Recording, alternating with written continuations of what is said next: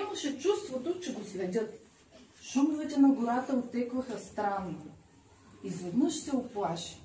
В падащия мрак на помпони се стори, че различава всевъзможни създания. Той преодоля страха и си продължи по пътя на малки подскоци. От пънове до храсти, от кухи дънери до дупки насред камънаци, всичките му сетива бяха на щрек. Дано никакъв великан не ме хване.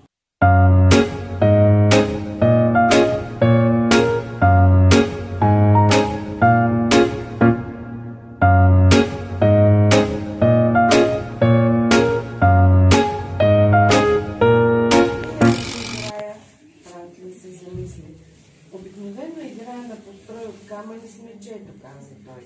Хвърли поглед към Рошко и видя как двамата с Зайко ритаха топката и се заливаха от смях.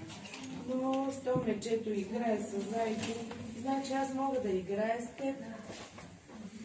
Франклин и Охли се заеха да довършат колата, но през цялото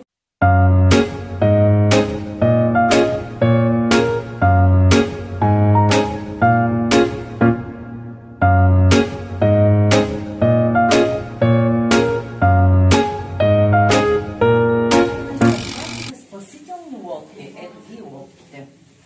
И отплували къде? В канализацията. Нали знаете, че мишлетата живеят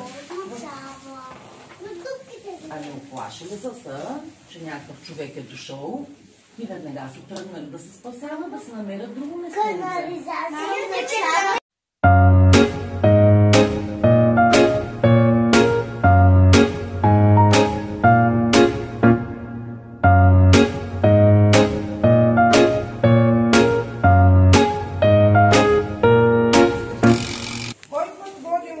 Към Слънчова майчица.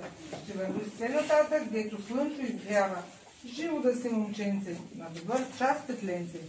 И тръгнало петлето, дълго време вървяло, на дъбово клонченце преплавало морето, най-подир стигнало до Слънчови дворец. Гледа по